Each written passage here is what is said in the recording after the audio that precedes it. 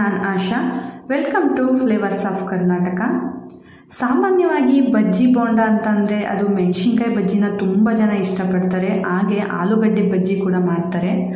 ಅದ್ರ ಜೊತೆ ಇವತ್ತು ನಾನು ಸಿಂಪಲ್ಲಾಗಿ ಹೀರೆಕಾಯಿನಲ್ಲಿ ಯಾವ ರೀತಿ ಬಜ್ಜಿ ಮಾಡ್ಕೊಳ್ಳೋದಂತ ರೆಸಿಪಿನ ಶೇರ್ ಮಾಡ್ತಾ ಇದ್ದೀನಿ.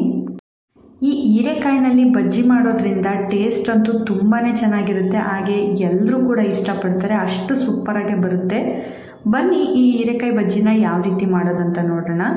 ಮೊದಲಿಗೆ ನಾನು ಸ್ವಲ್ಪ ಎಳೆದಾಗಿರಬೇಕು ಹೀರೆಕಾಯಿ, ಅದು ಬಲ್ತಿರಬಾರ್ದು, ಒಳಗಡೆ ಬೀಜ ಇರಬಾರ್ದು, ಅಷ್ಟು ಸಾಫ್ಟಾಗಿರುವಂಥ ಹೀರೆಕಾಯಿನ ತೊಗೊಂಡಿದ್ದೀನಿ. ನೋಡಿ, ಅದನ್ನು ಈ ರೀತಿ ಒಂದು ಚಿಕ್ಕ ಚಿಕ್ಕ ಸೈಜಲ್ಲಿ ಕಟ್ ಮಾಡ್ಕೊಂಡಿದ್ದೀನಿ ಉದ್ದವಾಗಿ. ಅದನ್ನು ಮತ್ತೆ ಈ ರೀತಿ ಉದ್ದವಾಗಿ ಸೀಳ್ಕೊತಾ ಇದ್ದೀನಿ. ನೋಡಿದ್ರಲ್ಲ, ನಾನು ಎಲ್ಲ ಹೀರೆಕಾಯಿನೂ ಈ ರೀತಿ ಶೇಪಲ್ಲಿ ಸೀಳ್ಕೊಂಡು ಇಟ್ಕೊಂಡಿದ್ದೀನಿ. ಇದನ್ನು ರೌಂಡು ಕೂಡ ಮಾಡ್ಬೋದು. ಇದಾದಮೇಲೆ ಬೋಂಡ ಮಾಡಲಿಕ್ಕೆ ನಾನು ಹಿಟ್ಟನ್ನ ಕಲಿಸ್ಕೊತಾ ಇದ್ದೀನಿ. ಇಲ್ಲಿ 1.5 ಕಪ್ಪಷ್ಟು ಕಡಲೆ ಹಿಟ್ಟನ್ನ ತೊಗೊಂಡಿದ್ದೀನಿ. 1.5 ಕಪ್ಗೆ ಒಂದು 1/4 ಕಪ್ ಆಗುವಷ್ಟು ಅಕ್ಕಿ ಹಿಟ್ಟನ್ನ ಕೂಡ ಸೇರಿಸ್ಕೊತಾ ಇದ್ದೀನಿ. ಅಕ್ಕಿ ಹಿಟ್ಟು ಹಾಕೋದ್ರಿಂದ ಬಜ್ಜಿ ತುಂಬ ಕ್ರಿಸ್ಪಿಯಾಗಿ ಬರುತ್ತೆ. ಸ್ವಲ್ಪ ರುಚಿಗೆ ತಕ್ಕಷ್ಟು ಉಪ್ಪು, ಒಂದು 1/4 ಸ್ಪೂನಷ್ಟು ಅಜ್ವಾನ ಕೂಡ ಸೇರಿಸ್ಕೊತಾ ಇದ್ದೀನಿ. ಸ್ವಲ್ಪ ಅಡುಗೆ ಸೋಡಾ, ಒಂದು ಚಿಟಿಕೆಯಷ್ಟು ಅಡುಗೆ ಸೋಡಾ ಸೇರಿಸ್ಕೊಂಡಿದ್ದೀನಿ. ಒಂದು ಅರ್ಧ ಸ್ಪೂನಷ್ಟು ಚಿಲ್ಲಿ ಪೌಡರ್ ಸೇರಿಸ್ಕೊಂಡಿದ್ದೀನಿ. ಚಿಲ್ಲಿ ಪೌಡರ್ ಇಷ್ಟ ಇಲ್ಲ ಅಂದರೆ ಸ್ಕಿಪ್ ಕೂಡ ಮಾಡ್ಬೋದು. ನೋಡಿ, ಇದನ್ನು ಒಂದು ಸಲ ಫಸ್ಟು ನೀಟಾಗಿ ಮಿಕ್ಸ್ ಮಾಡ್ಕೊಳ್ಳೋಣ. ಈ ರೀತಿಯಾಗಿ ಗಂಟುಗಳಿಲ್ಲದೆ ರೀತಿ ಎಲ್ಲ ಕಡೆನೂ ನಾವು ಹಾಕಿರೋ ಪದಾರ್ಥಗಳು ಮಿಕ್ಸ್ ಆಗೋ ಥರ ಚೆನ್ನಾಗಿ ಒಂದು ಸಲ ಮಿಕ್ಸ್ ಮಾಡ್ಕೊಳ್ಳೋಣ. ಮಿಕ್ಸ್ ಮಾಡ್ಕೊಂಡಿದ್ದಾದಮೇಲೆ ಸ್ವಲ್ಪ ಸ್ವಲ್ಪನೇ ನೀರನ್ನ ಸೇರಿಸ್ಕೊಂಡು ನಾವು ಬಜ್ಜಿ ಹಿಟ್ಟಿನ ಅದಕ್ಕೆ ಕಲಿಸ್ಕೋಬೇಕಾಗುತ್ತೆ. ಒಂದೇ ಸಲ ನೀರನ್ನ ಸೇರಿಸ್ಕೊಂಡು ಕಲಿಸ್ಕೋಬಾರ್ದು, ಸ್ವಲ್ಪ ಸ್ವಲ್ಪನೇ ನೀರನ್ನ ಸೇರಿಸ್ಕೊಂಡು ಕನ್ಸಿಸ್ಟೆನ್ಸಿನ ನೋಡಿಕೊಂಡು ನೀಟಾಗಿ ಕಲಿಸ್ಕೋಬೇಕಾಗುತ್ತೆ. ನೋಡಿ, ಯಾವುದೇ ರೀತಿ ಗಂಟುಗಳಿಲ್ಲದೆ ಇರೋ ಥರ ಇದನ್ನು ನಿಧಾನವಾಗಿ ಈ ರೀತಿ ಕಲಿಸ್ಕೋಬೇಕಾಗುತ್ತೆ. ಕಲಸಿಟ್ಟು ಇದನ್ನು ನಾವು ಮಿನಿಮಮ್ ಅಂದರೂ ಒಂದು 10 ನಿಮಿಷನಾದರೂ ಬಿಡಬೇಕು.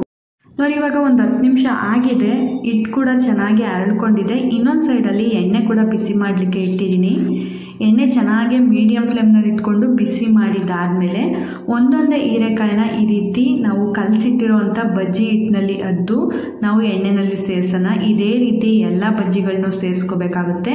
ನಾವು ಪೂರ್ತಿ ಹೀರೆಕಾಯಿನ ಎದ್ದಬಾರ್ದು, ಸ್ವಲ್ಪ ಸ್ವಲ್ಪ ಹೀರೆಕಾಯಿ ಕಾಣೋ ರೀತಿ ಬಜ್ಜಿನ ಮಾಡ್ಕೋಬೇಕು.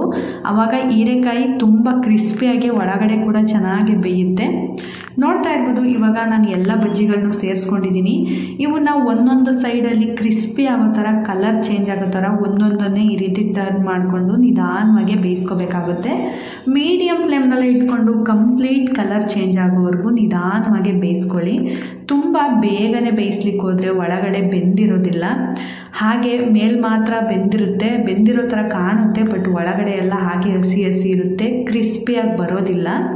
ನೋಡಿ, ಇವಾಗ ಕಂಪ್ಲೀಟಾಗಿ ಕಲರ್ ಕೂಡ ಚೇಂಜ್ ಆಗಿದೆ. ನೋಡ್ತಾ ಇರ್ಬೋದು ಬಜ್ಜಿ ಎಷ್ಟು ಕ್ರಿಸ್ಪಿಯಾಗಿ ಬೆಂದಿದೆ ಅಂತ. ಈ ರೀತಿ ನೀವು ನಿಧಾನಕ್ಕೆ ಮೀಡಿಯಮ್ ಫ್ಲೇಮ್ನಲ್ಲಿ ಇಟ್ಕೊಂಡು ಬೇಯಿಸ್ಕೊಂಡಿದ್ದಾದಮೇಲೆ ಎಲ್ಲ ಬಜ್ಜಿನೂ ಸ್ವಲ್ಪ ಎಣ್ಣೆನ ಸೋರಿಸಿ ನೀವು ಒಂದು ಟಿಶ್ಯೂ ಪೇಪರು ಅಥವಾ ಪೇಪರ್ ಮೇಲೆ ಸೇರಿಸ್ಕೊಂಡ್ರೆ ರುಚಿಯಾದ ಹೀರೆಕಾಯಿ ಬಜ್ಜಿ ಸಂಜೆ ಕಾಫಿ ಜೊತೆ, ಟೀ ಜೊತೆ, ಸ್ನ್ಯಾಕ್ಸ್ ಜೊತೆ, ಹಾಗೆ ಊಟಕ್ಕೆ ನೆಂಚ್ಕೊಳ್ಳಿಕ್ಕೋಸ್ಕರ ಕೂಡ ನೀವು ಈಸಿಯಾಗಿ ಮಾಡ್ಕೋಬೋದು. ನಾನು ಮಾಡಿರೋ ಹೀರೆಕಾಯಿ ರೆಸಿಪಿ ನಿಮಗೆ ಸ್ವಲ್ಪನಾದರೂ ಇಷ್ಟ ಆಗಿದರೆ ಒಂದು ಲೈಕ್ ಮಾಡಿ, ಶೇರ್ ಮಾಡಿ, ಹಾಗೆ ಕಮೆಂಟ್ ಮಾಡಿ. ಹಾಗೆ ಮತ್ತಷ್ಟು ಈಸಿ ಸಿಂಪಲ್ ರೆಸಿಪೀಸ್ಗಾಗಿ ಫ್ಲೇವರ್ಸ್ ಆಫ್ ಕರ್ನಾಟಕ ಚಾನಲ್ನ ಸಬ್ಸ್ಕ್ರೈಬ್ ಮಾಡೋದನ್ನು ಮರಿಬೇಡಿ. Thanks for watching.